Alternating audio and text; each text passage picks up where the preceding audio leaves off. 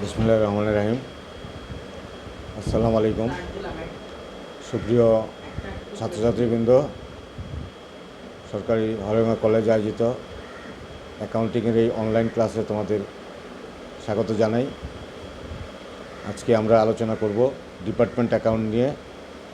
এখানে থাকবে যে ডিপার্টমেন্ট অ্যাকাউন্ট কাকে বলে, ডিপার্টমেন্ট অ্যাকাউন্টের সুবিধা অসুবিধা কী, কেন ডিপার্টমেন্ট অ্যাকাউন্ট প্রস্তুত করা হয়, এটা গুরুত্ব কী, এটার কী কী প্রক্রিয়া ফলো করা হয় ডিপার্টমেন্টে, এগুলো আজকে আমরা আলোচনা করব। প্রথমে আমরা জানব ডিপার্টমেন্ট অ্যাকাউন্ট কাকে বলে।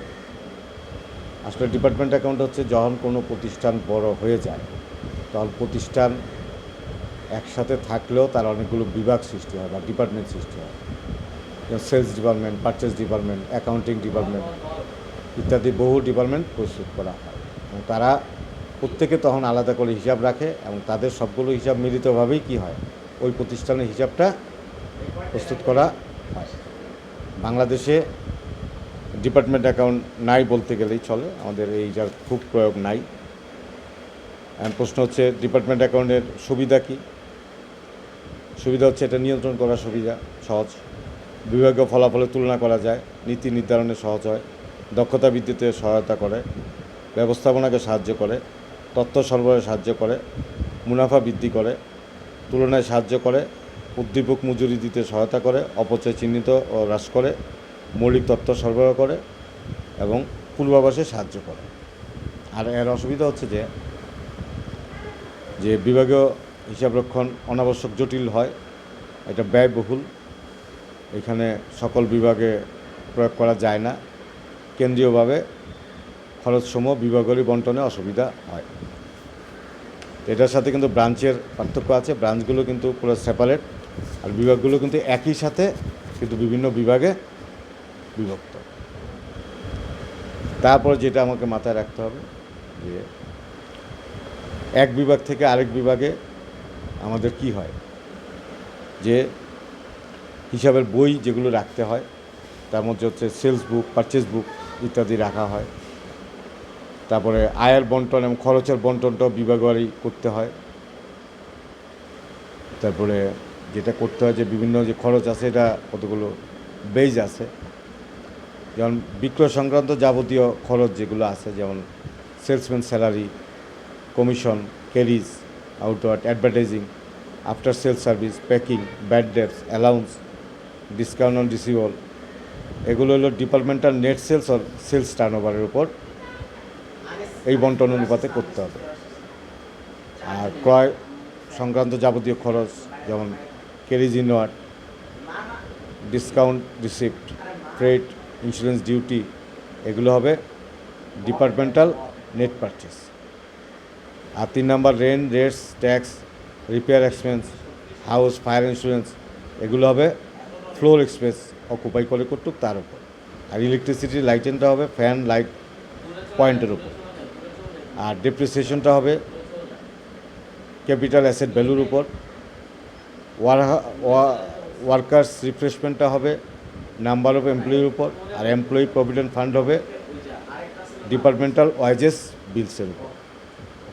তারপর অনেক সময় ইন্টার ডিপার্টমেন্টাল ট্রান্সফার থাকে, সেটাও কিন্তু কী করতে হবে, যে কোন ডিপার্টমেন্ট থেকে কোন ডিপার্টমেন্টে কী ট্রান্সফার গেছে সেই জিনিসটা কিন্তু এখানে কী করতে হবে, হিসাব করতে হবে।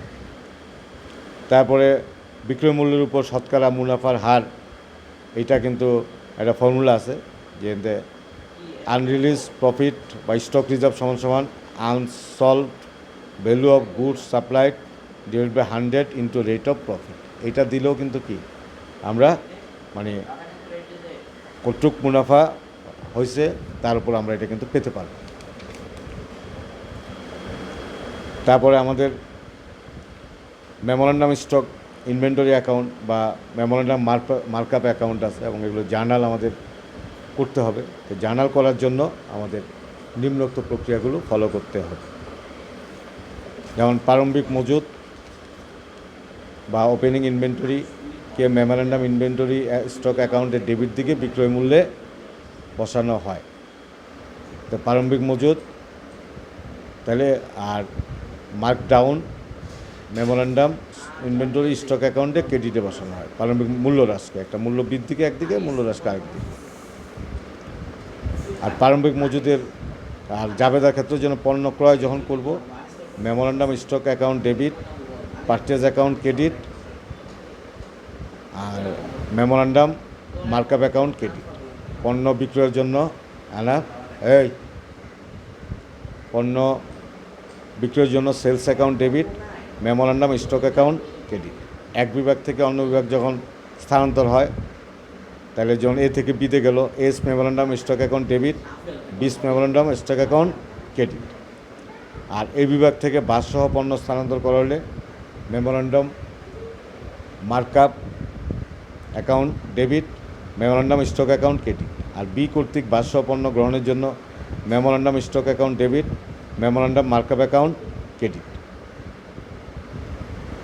তারপরে মজুদ ক্ষতির জন্য loss of stock account debit, memorandum markup credit, memorandum stock credit. আর মজুদ পণ্য হিসাবে মজুদ থাকার সময় যে পণ্য হ্রাস পায়, তাহলে memorandum stock account debit, memorandum markup account credit. তাহলে আমাদের এখানে যে কথাটা মাথায় রাখতে হবে যে কয়টা বিভাগের মধ্যে অঙ্কটা হবে, তাদের জন্য কিন্তু পৃথক পৃথক আমার অঙ্ক করতে হবে। অর্থাৎ এটাকে আমরা বলবো ডিপার্টমেন্টাল ইনকাম স্টেটমেন্ট। তাই সেই ক্ষেত্রে যদি আমার কি থাকে, যেমন আমরা ধরি যে ক্লথ একটা ডিপার্টমেন্ট, জেনারেল একটা ডিপার্টমেন্ট, আর টোটাল একটা ডিপার্টমেন্ট। তো সেই ক্ষেত্রে sales transfer in general department, less cost of goods sold, beginning inventory, purchase, wages include freight, fuel, water, transfer, less হলে এন্ডিং ইনভেন্টরি, তাহলে কস্ট অফ গুডস সোল্ড পাওয়া যাবে। তারপরে অপারেটিং এক্সপেন্স যেগুলো আছে, salary including due, advertisement, commission, rent and taxes, discount, printing, stationery, general expense, bad debts, reserve ইত্যাদি আসার পরে আমার কি করতে হবে, সেলস থেকে এটা বাদ যাবে। বাদ দিলে নেট ইনকাম পাওয়া যাবে।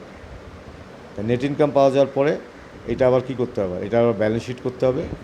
ব্যালেন্স শিটেও কিন্তু কি করতে হবে, সবগুলো যে ডিপার্টমেন্ট আছে তাদের সবাইকে ইনক্লুড করেই কিন্তু আমার কি করতে হবে, ব্যালেন্স শিট করতে হবে। যদি তাদের এন্ডিং ইনভেন্টরি থাকে, সবারই এন্ডিং ইনভেন্টরি যোগ করতে হবে। ক্যাশ থাকলে ক্যাশ যোগ করতে হবে। অর্থাৎ সেখানে কিন্তু কারেন্ট অ্যাসেট যেগুলো আছে, কারেন্ট অ্যাসেট থাকতে পারে অ্যাকাউন্ট রিসিভেবল, রিজার্ভ বাদ যাবে। তারপরে notes receivable, cash in hand, inventory, property, equipment, office equipment, depreciation, furniture. আর লাইবিলিটি যেগুলো আছে, লাইবিলিটিগুলো নিচে লিখতে হবে। Accounts payable, notes payable, book overdraft, accrued expense, salaries, owner security capital, net income যোগ হবে। ড্রয়িংটা কী যাবে, বাদ যাবে। তাহলে এটা দুই পাশ কী হবে, মিলে যাবে। তাহলে এইখানে যেই ব্যাপারটা দাঁড়াচ্ছে যে এইটাও কিন্তু ডিপার্টমেন্টের জন্য কিন্তু আলাদা কোনো হিসাব প্রক্রিয়া কিন্তু নাই। এটা হচ্ছে যদি একটা প্রতিষ্ঠানের 4টা বা 5টা ডিপার্টমেন্ট থাকে, তারা তাদের মধ্য থেকে যেই ইনকাম করতেছে, আমার যে ইনকাম স্টেটমেন্টে সবার ইনকাম দেখাবো, যে এক্সপেন্স করতেছে এক্সপেন্সগুলো দেখাবো। অর্থাৎ একটা হলে যে কাজ করতাম 2টা বা 3টা ডিপার্টমেন্ট হইলেও কাজটা কিন্তু প্রায় একই রকম থাকতেছে। এবং এইখানে আমাদের প্রথমেই লাগবে ইনকাম স্টেটমেন্ট। এই ইনকাম স্টেটমেন্টে আমার সেলস থেকে যত প্রকার ব্যয় আছে সবগুলো ব্যয় বাদ দিলে আমার নেট ইনকাম পাওয়া যাবে। নেট ইনকামটা আমার আবার কী করতে হবে, ব্যালেন্স শিটে আমার নিয়ে যেতে হবে। তা ব্যালেন্স শিটে আমার যেটা মাথায় রাখতে হবে যে ব্যালেন্স শিটে সম্পদগুলো আমার সবগুলো ডিপার্টমেন্টের মোট সম্পদগুলো একত্রিত করে লিখতে হবে। দায়গুলোও কী করতে হবে, ভিন্ন ভিন্ন যে দায় আছে সেগুলোকেও কী করতে হবে, আলাদা করে লিখতে হবে। এবং যে নেট ইনকামে যে লাভটা হয়েছে সেই লাভটাও কিন্তু ব্যালেন্স শিটের কী যাবে, দায় পাশে চলে যাবে। এই ছিল আজকের আলোচনা। আশা করি যে আজকের যে আলোচনা এটা তোমরা সবাই বুঝতে পেরেছ।